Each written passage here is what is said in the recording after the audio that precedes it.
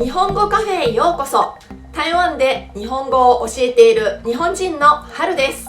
今日は視聴者の皆さんに時々質問される大きいと大きなの違いについて一緒に考えます。あなたはこの2つは同じだと思いますか？それとも違うと思いますか？今日の内容はどちらかというと日本語レベルが中級以上の方向けです。おそらく多くの日本人はこの2つはほとんど同じですよと答えると思います。でも実際には場合によって無意識のうちにこの2つを使い分けていることも結構あるんです。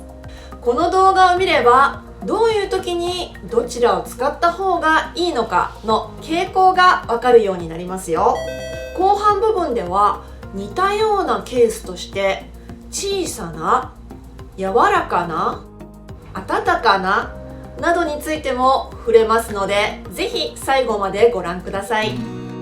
まずこの大きいと大きなの品詞はそれぞれ何でしょうか？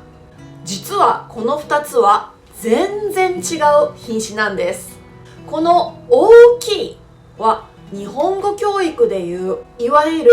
い形容詞だとわかると思います。皆さんもご存知の通り、い形容詞の後ろに名詞を続ける場合は、例えば大きいマンゴーのように直接続けます。大きいのマンゴーとか大きいなマンゴーは間違いですね。じゃあ大きなの品詞は何でしょうか？大きなはながついているのでな形容詞だと思われがちなんですけど、これは実はな形容詞ではありません。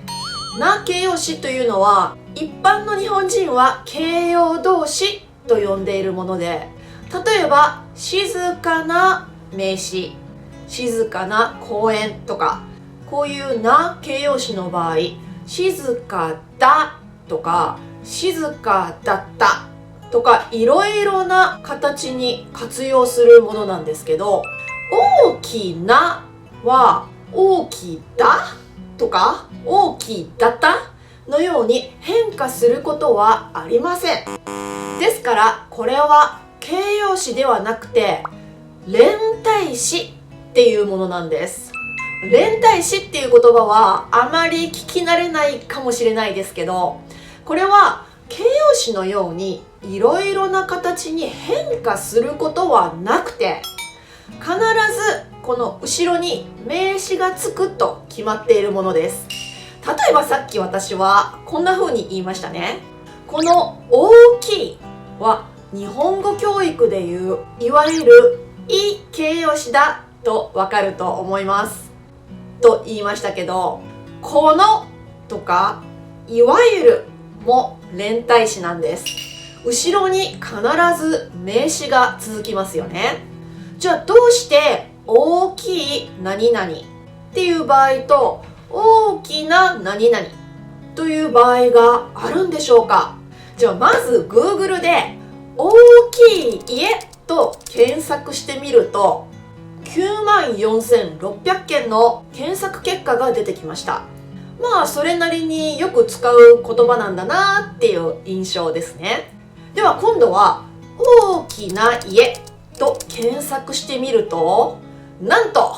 58万8000もの検索結果が出てきました。これは大きい何々の約6倍になりますね。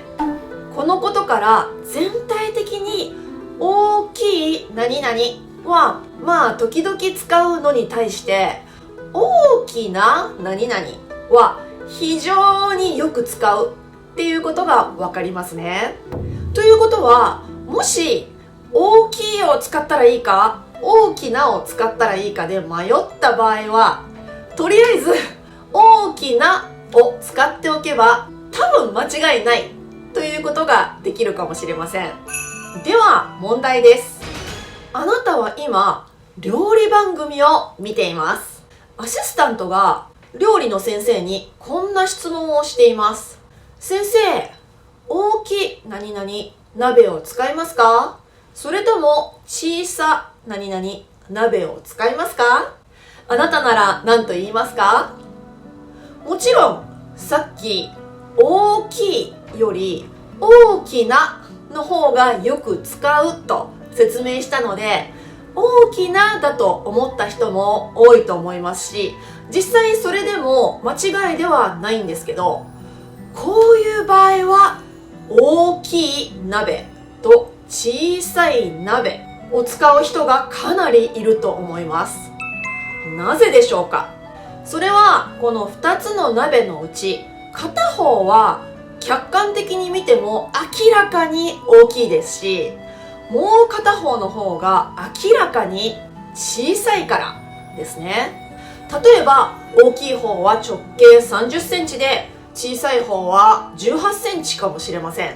こんな風に数値的に明らかに大小がわかる場合は、大きい何々と小さい何々を使うことが多いんです。それに対して、もしあなたが今まで見たこともないようなでっかい鍋を見たときは何と言うかもしれませんか？わー、大きい何々鍋ですね。この場合は大きな鍋ですねということが多いです。もちろん個人の習慣とか地方によってもばらつきがあるので、大きい鍋ですねと言っても間違いではありません。でも今回はこの大きさにびっくりしたわけですから、より主観的で感情がこもっている場合は、大きなとか小さなを使うことができるんです。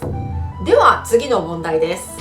今回のデモには、政府に大きい何々責任があると思う。これはどうですか？これは大きな責任が正しいですね。さっき大きいは客観的で、しかも目に見える物理的なことに使うことが多いと言いましたけど、責任っていう言葉はどうですか？物理的っていうよりは目に見えない抽象的な言葉ですよね。このような抽象的な言葉が後ろに続く場合は、大きな責任っていう方が自然なんです。じゃあ責任っていう言葉以外にはどんな言葉が思い浮かびますか？例えば大きな問題とか、大きな誤解とか、大きな違い、大きな成功などの言葉にはなをつけることが多いんです。ではこんな場合はどうですか？ A 国と B 国の間には大きい何々壁がある。もし本当に目に見える壁があるなら、大きい壁でもいいかもしれませんが、もしこの壁っていう言葉が物理的な壁のことではなくて、目に見えない障壁のことだったら、大きなと言った方がいいですね。他にも大きい口といえば本当にサイズが大きい口のことですけど、大きな口を叩くといえば物事を大げさに言うとか、ホラを吹くっていう意味の慣用句になります。このような慣用句には大きな口のようになを使うことが多いです。他にも例えば大きい顔といえば本当にサイズが大きい顔のことかもしれませんけど、大きな顔をするというのは悪いことをしているのに平気な態度をとる、全然悪びれないっていう意味がありますね。また大きなお世話だっていう言葉を聞いたことがありますか？これは余計なおせっかいのこと、ありがた迷惑なことを言いますね。ぜひ覚えておいてください。では次の状況を考えてみましょう。あなたは初めて会った人にお子さんは何歳ですかと質問しました。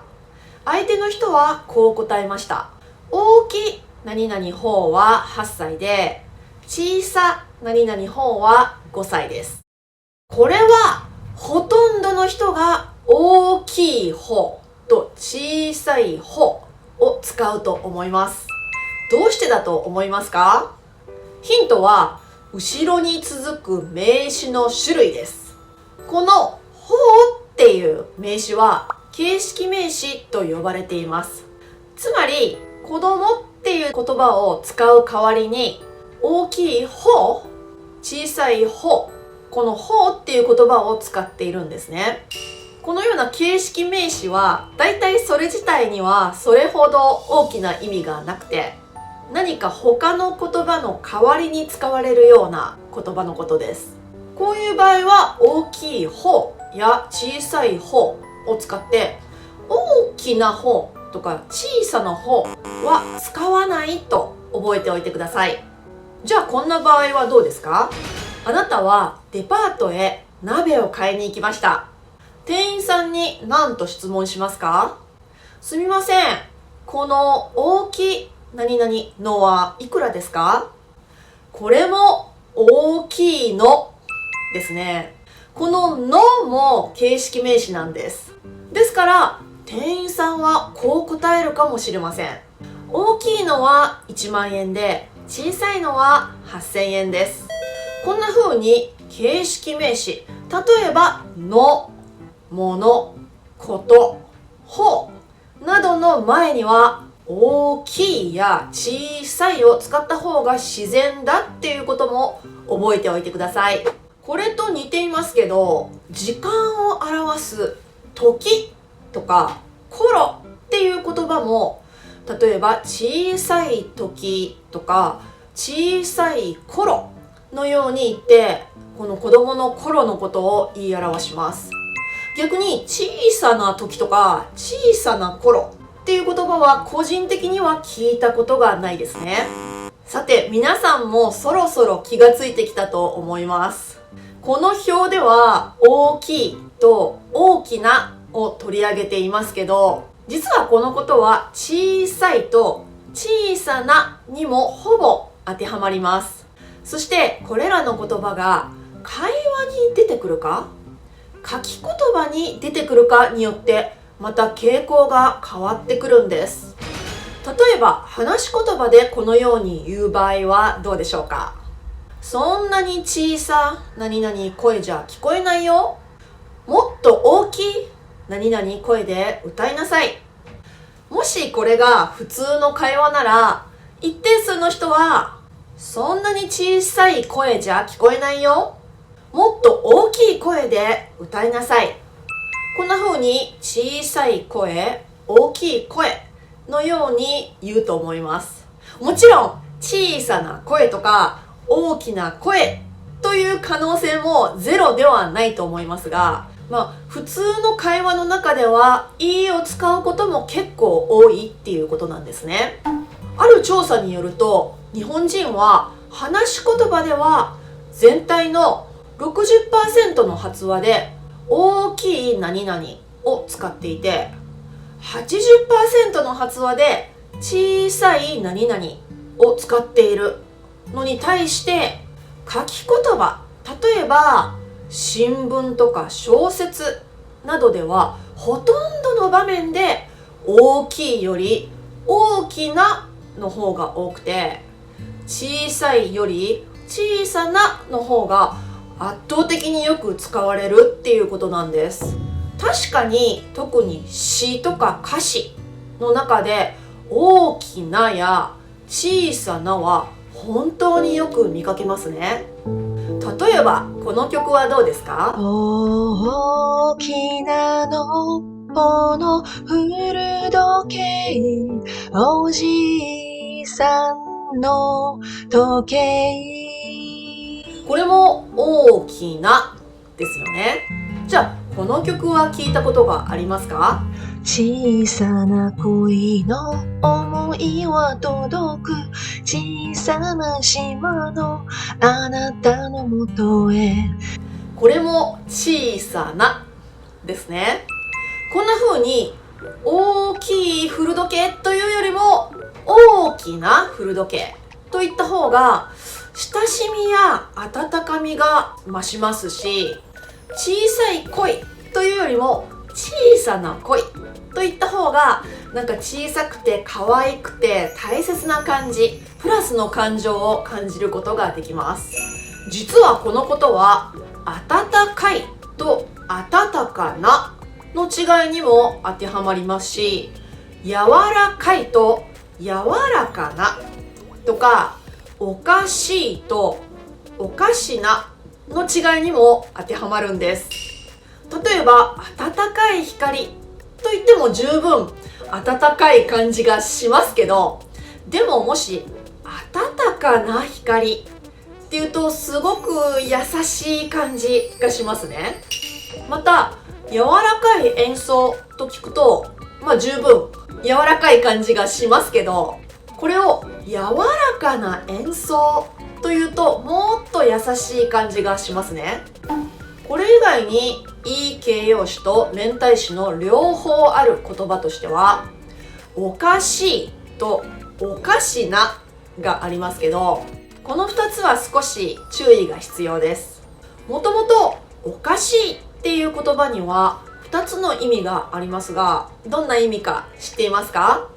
一つは正常じゃないとか、ちょっと不審だっていうマイナスの意味ですね。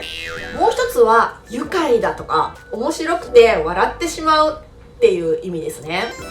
じゃあ例えば次の文はどうですか？あの人はドラッグをやっていて、周りの人に少しおかしい何々人だと思われている。これはおかしい人でもおかしな人でもどちらでもいいんですけど、どちらを使っても正常じゃない、なんか不審だっていうマイナスの意味になりますね。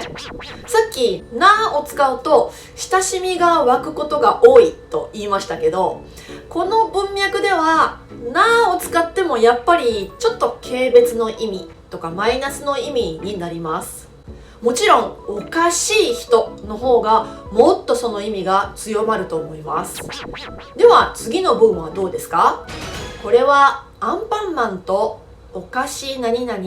仲間たちの物語です。これはおかしな仲間たちですね。これはただ面白くて楽しい友達っていう意味なので、親しみを込めておかしな仲間たちということができます。じゃあ最後にこんな例文も考えてみましょう。サイズが大き何々服、耳の小さ何々犬。これらもいいでもなでも間違いではありませんが、傾向としてはいいの方がよく使われるんです。サイズが大きい服とか耳の小さい犬の方がよく使われるということですね。つまり大きいとか小さいっていう言葉の前にサイズがとか耳のなど、ちょうどこの大きい小さいに対して主語のような言葉が前についている時にはいいになることが多いっていうことも覚えておいて損はないと思います。ただこれも個人の習慣とか地域によって変わってくるかもしれません。はい、わかりましたか？これ以外にも日本語の教科書には載っていない微妙なでも大切な違いについてシェアしています。見逃したくない方はチャンネル登録をおすすめします。ではまた日本語カフェで会いましょう。はるでした。